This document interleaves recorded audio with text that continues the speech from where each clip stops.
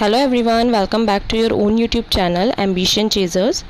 हमने सीटेट की previous year एक सीरीज़ स्टार्ट करी है जिसमें हमने मैथ्स के प्रीवियस ईयर के कुछ क्वेश्चन सॉल्व करे हैं पेपर 1 के। आज उसी का पार्ट 3 है। अब पार्ट 1 और पार्ट 2 अगर किसी ने नहीं देखा है तो वो चैनल पे जाके प्लेलिस्ट में देख सकते हैं। हमारा सीटेट का पेपर जुलाई में होने वाला है, उसी को टारगेट करते हुए हमने ये सीरीज़ स्टार्ट करी है, क्योंकि किसी भी एग्ज़ाम को अच्छे से सॉल्व करने के लिए उसके प्रीवियस ईयर क्वेश्चंस अटैम्प्ट करना बहुत इंपॉर्टेंट होता है। तो चलिए स्टार्ट करते हैं। आज का हमारा फर्स्ट क्वेश्चन है, I am a 4 digit number less than 2000, my first digit is 1/4 of the third digit. बोला है मैं एक 4 डिजिट का नंबर हूँ जो कि 2000 से छोटा है, हमें ये बताया गया है क्वेश्चन में। मैंने आप सभी को इजी हो इस वजह से हिंदी मीडियम में भी लिख दिया है। जो हिंदी मीडियम के स्टूडेंट्स हैं वो ये भी देख सकते हैं, नीचे हिंदी मीडियम में भी क्वेश्चंस अवेलेबल है। 4 डिजिट का है नंबर, हमें बताना है 4 डिजिट का ऐसा नंबर जो 2000 से छोटा है। तो इसी को देखते हुए हमारा जो फर्स्ट ऑप्शन है वो तो पहले ही नेगलेक्ट हो गया, क्योंकि ये 2000 से बड़ा है। हमें बताना है 2000 से छोटा नंबर। अब आगे देखते हैं, my first digit is 1/4 of the third digit. मेरी फर्स्ट डिजिट जो है वो 1/4 है थर्ड डिजिट से, जो कि लेफ़्ट से हमें काउंट करनी है। तो देखिए अब हम जैसे सेकंड ऑप्शन है वो कर लेते हैं, लेफ़्ट से हम काउंट कर लेते हैं। 1, 8 और 4 है यहाँ पे। तो हमें बताना है कि इसमें ये है कि 1/4 ऑफ द थर्ड डिजिट, मतलब फर्स्ट नंबर जो है वो थर्ड नंबर का 1/4 होगा। तो थर्ड नंबर इस वाले ऑप्शन में 4 है और फर्स्ट नंबर क्या है 1 है। तो यहाँ पे हमें दिख रहा है कि फर्स्ट नंबर 1/4 है। 4 का 1/4 जो होगा वो 1 ही तो होगा। तो 4 का 1/4 1 है, तो ये वाला ऑप्शन हमारा हो सकता है। ये देखेंगे नेक्स्ट थर्ड वाला 2 और 1 है, यहाँ पे 2 थर्ड नंबर है हमारा और 1 फर्स्ट नंबर है। तो ये 1/4 नहीं है, तो ये वाला भी ऑप्शन नहीं होगा हमारा, फर्स्ट वाला भी नहीं होगा। अब थर्ड वाला देखते हैं, इसमें 4 है यहाँ पे और यहाँ 1 है, तो ये भी 1/4 है, तो ये भी हो सकता है फोर्थ वाला। अब नेक्स्ट देखेंगे, and the last is 8 times that of first. और जो लास्ट डिजिट है वो 8 टाइम्स है फर्स्ट डिजिट की, लास्ट डिजिट 8 टाइम्स। तो लास्ट डिजिट यहाँ पे हमारी देखेंगे, 2 ऑप्शंस तो हमारे कट गए। अब हम 2 ऑप्शंस में कंपेयर करेंगे, एक सेकंड वाला एक फोर्थ वाला, यही 2 हमें बचे हैं।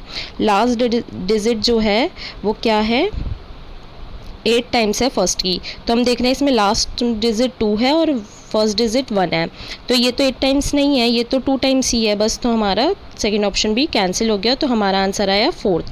बस इतने से ही हमें पता लग गया हमारा आंसर 4 है। बाकी हम आगे भी चेक कर लेते हैं। If the sum of the first 3 digit is 7, identify me. अब बताया है कि स्टार्टिंग की 3 डिजिट का सम जो है वो 7 है, तो स्टार्टिंग की 3 डिजिट इसका सम कर लेते हैं। 1 + 2 3 एंड 4 दैट इज़ 7। तो हमारा चेक भी हो गया है, ये सही है हमारा ऑप्शन। तो इस क्वेश्चन का हमारा आंसर 4 है। चलिए नेक्स्ट क्वेश्चन कर लेते हैं। हमारा अगला क्वेश्चन है, there were 15 families in a flood relief camp. 15 families है एक फ्लड रिलीफ कैंप में, 15 परिवार हैं जिसमें 300 kg हमें राइस जो है वो डिस्ट्रीब्यूट करना है इन फैमिलीज़ में। हमें बताना है कि हर एक फैमिली को कितना राइस मिलेगा, कितनी क्वांटिटी मिलेगी राइस की। तो बहुत सिंपल क्वेश्चन है, बस हमें क्या करना है, जो टोटल क्वांटिटी है राइस की जो कि हमारे पास 300 है, हम क्या करेंगे इस 300 को 15 से डिवाइड कर देंगे, तो हमारे पास पता लग जाएगा हमें कि कितनी क्वांटिटी है जो हर एक फैमिली को मिलेगी राइस की। तो 15 से हम डिवाइड करेंगे तो 15 2 ज़ा 30 होते हैं और 0 है एक बचा पीछे, तो हम वो 0 लगा देंगे।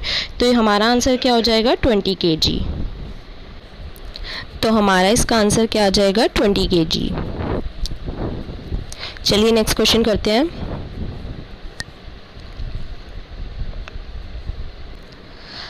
थर्ड क्वेश्चन है, 2 number which are in the ratio 11 and 17, उनका एलसीएम हमें दे रखा है, तो हमें वो नंबर्स बताने हैं कि वो नंबर्स क्या होंगे। तो इसमें हम क्या करेंगे, सबसे पहले इन दोनों नंबर्स को 11x और 17x हम मानेंगे। 11x है हमारे वो नंबर, 11x है और 17x है। अब हमें बोला है इन दोनों नंबर्स का एलसीएम हमें गिवन है, तो एलसीएम जब भी हम निकालेंगे तो हम एलसीएम कैसे निकालते हैं, जैसे कि मैं आपको एग्जांपल देती हूँ। 34 एक नंबर लिया और 22 एक नंबर लिया। एलसीएम होता है लीस्ट कॉमन मल्टीपल, ठीक है। तो 34 के अगर दो फैक्टर्स जो आएंगे, इसको जब हम करेंगे तो क्या आ सकते हैं, 17 आ गया और 2 आ गया, और 22 का क्या आ गया, 11 आ गया और 2 आ गया। तो अब अगर हम इसका एलसीएम निकालेंगे तो इसका एलसीएम होगा 11 मल्टीप्लाई 17 मल्टीप्लाई 2। जो कॉमन होगा उसको सिर्फ हम एक ही बार लेंगे, ठीक है। तो इसी सेंस में हम एलसीएम हमें गिवन है तो हम 11 मल्टीप्लाई 17 लेंगे, और जो इन दोनों में कॉमन होगा उसको हम x मान के सॉल्व करेंगे। और एलसीएम हमें गिवन है 4675 हमें एलसीएम गिवन है। तो इसको हम के इक्वल रखेंगे। आपको समझ आया ये यहाँ से हमने x क्यों माना है, क्योंकि जो कॉमन होता है उसको हम एक ही बार लेते हैं। तो हमने x हमें दोनों में कॉमन था तो हमने x को एक ही बार लिया एलसीएम निकालने के लिए। तो अब हम x की वैल्यू निकालेंगे तो x इधर बचेगा 4675 के डिवाइड में 11 और 17 हो जाएंगे।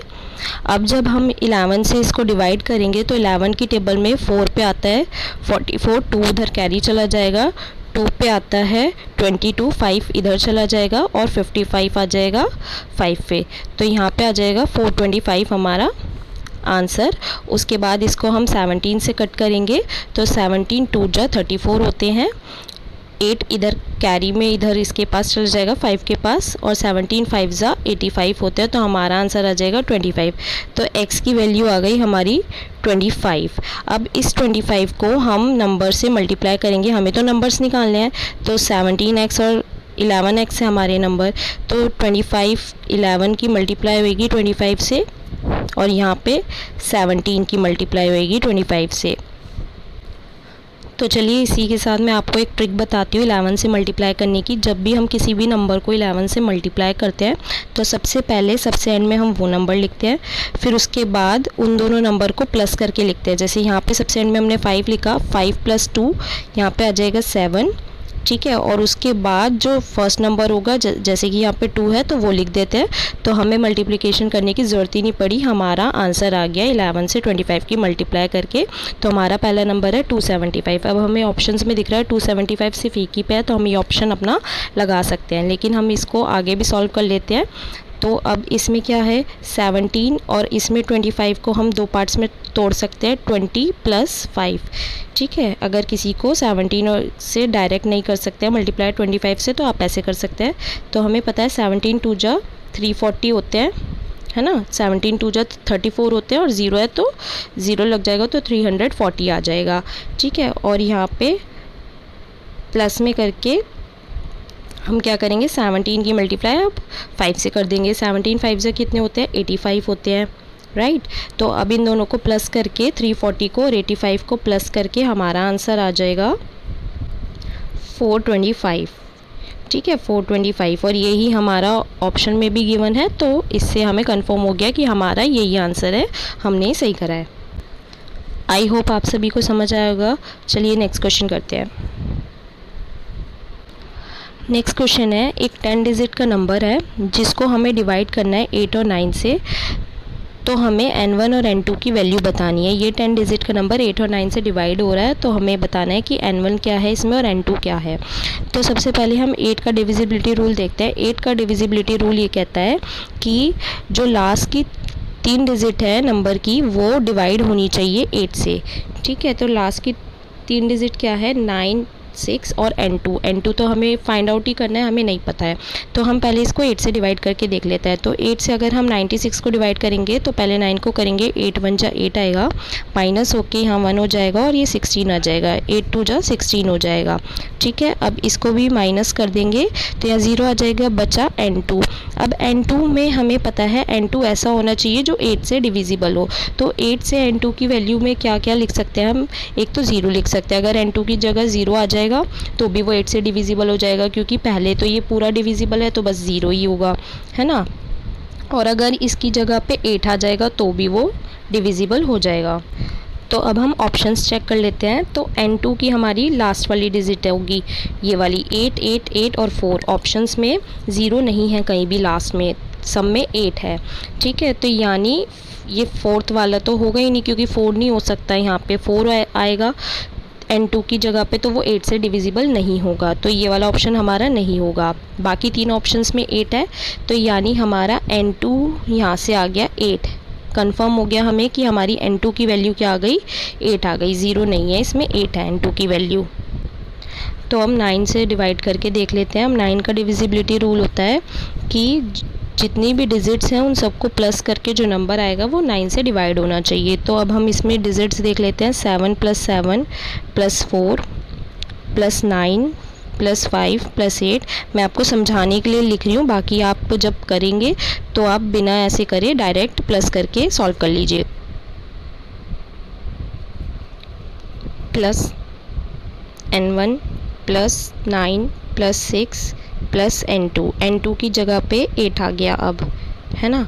तो अब 7 + 7 14, 14 + 4 18, 18 + 9 27, 27 + 5 32, 32 + 8 40 and 40 + 9 49, 49 + 6 that is 55। यहाँ तक आ गया 55। उसके बाद n1 की हमें वैल्यू निकालनी है और 8, इसमें 8 और प्लस कर देंगे, तो 8 प्लस करके यहाँ तक हमारा क्या आ जाएगा 63। ठीक है, 63 + n1 करना है अब हमें। अब हम देखेंगे 63 तो आता है 9 की टेबल में, 9 की टेबल में कितने पे आते हैं 7 जा, 9 7 जा 63। अब 9 8 जा क्या आता है 72, है ना। तो यानी अगर n1 की जगह या तो 0 हो, क्योंकि अगर 0 होगा तो 63 आ जाएगा, बस प्लस करके 63 में 0 प्लस करेंगे तो 63 आ जाएगा, तो वो तो डिविजिबल हो जाएगा 9 से, क्योंकि 63 डिविजिबल है 9 से। या फिर उससे अगला क्या आ जाता है 72 आता है, तो 72 के लिए हमें n1 की वैल्यू 9 रखनी पड़ेगी, तो या तो 9 हो या 0 हो। तो अब हम देख लेंगे जो हमारे ऑप्शंस थे क्वेश्चन में 8 वाले, ये इनमें किसी का भी पेयर 9 के साथ तो बन ही नहीं रहा है, 0 के साथ बन रहा है 1 का पेयर। तो हमारा आंसर आ जाएगा आंसर नंबर 2। 5 और 7 हम नहीं रख सकते हैं, क्योंकि फिर वो 9 से डिविजिबल नहीं होगा, और हमें ऐसा नंबर चाहिए जो 9 से भी डिविजिबल हो। ठीक है, तो इसीलिए हम 0 रखेंगे यहाँ पे, ना कि 7 और 5। और 9 हम रख सकते थे, लेकिन 9 हमारा ऑप्शन में नहीं है। आई होप सभी को समझ आया होगा। नेक्स्ट 5, इसमें हमें बताना है 4 की प्लेस वैल्यू। जो 4 है वो इस डिजिट में जहाँ जहाँ है उसकी प्लेस वैल्यू का सम करेंगे और उसको हम बताएंगे। तो हम सबसे पहले समझ लेते हैं प्लेस वैल्यू क्या होता है, प्लेस वैल्यू कैसे निकालते हैं। प्लेस वैल्यू के लिए हम जिस नंबर की हमें प्लेस वैल्यू निकालनी होती है वो नंबर लिखते हैं, और उस नंबर के बाद जितने नंबर होते हैं हमारे क्वेश्चन में उतनी हम 0 लगा देते हैं। जैसे हमारा यहाँ पे क्वेश्चन क्या है, ये हमारा क्वेश्चन है ना। तो इसमें 4 तो हम लिखेंगे यहाँ पे, और 4 के बाद जितने नंबर है उतनी हम 0 लगा देंगे। 4 के बाद कितने नंबर है 1 2 3 4 5। 4 के बाद हमारे 5 नंबर है ना, एक ये और एक ये 5 नंबर है। तो हम क्या करेंगे 4 के बाद 5 0 लगा देंगे इसमें। ठीक है, इसके बाद दूसरा 4 हमारे पास कहाँ पे है, यहाँ पे है दूसरा 4। ठीक है, दूसरा 4 यहाँ पे है 4। तो अब इस 4 के बाद भी 2 नंबर है, तो हम इस 4 के बाद भी 2 0 लगा देंगे और इनको आपस में प्लस कर देंगे, क्योंकि हमें सम बोला गया ना, तो सम के लिए हम प्लस करेंगे इसको। तो जब हम इसे प्लस करेंगे तो पीछे तो 0 0 आ जाएगा, और यहाँ 0 और 4 है तो यहाँ 4 आ जाएगा, अगेन 0 0 एंड लास्ट में 4। तो हमारा सम आ गया ये ऑप्शन नंबर 2। नेक्स्ट अगला क्वेश्चन है हमारा smallest 5 digit number and largest 4 digit number. तो स्मॉलेस्ट 5 डिजिट का नंबर जो होता है वो होता है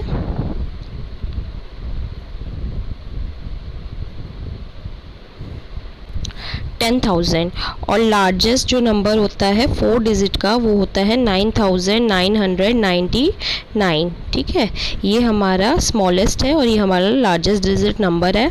हमें बोला है इन दोनों का सम, तो सिंपली बस इन दोनों को प्लस कर देंगे हम।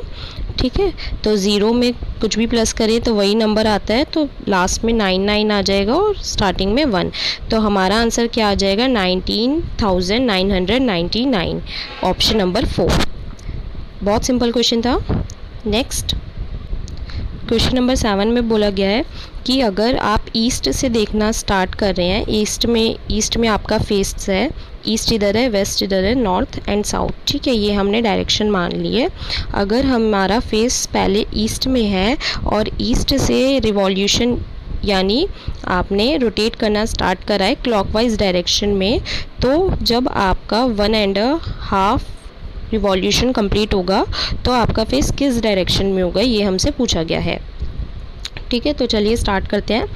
1 एंड 1.5, 1 यानी पूरा एक रिवॉल्यूशन उसने ले लिया है, तो जब ईस्ट से उसने फेस से स्टार्ट करा है और क्लॉकवाइज डायरेक्शन, तो यानी ऐसे जाएगा। ठीक है, तो ऐसे जाके उसने एक रिवॉल्यूशन अपना पूरा कर लिया है।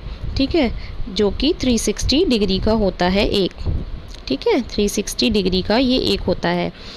एक उसने पूरा कर लिया और बाकी का उसने आधा करा है। आधा इन द सेंस यहाँ तक वापस, जब वो क्लॉकवाइज में यहाँ तक आया, पहले ईस्ट में आया दोबारा, फिर उसने दोबारा आधा स्टार्ट करा, तो वो कहाँ पे आएगा अब, वेस्ट में। तो हमारा आंसर आ जाएगा वेस्ट।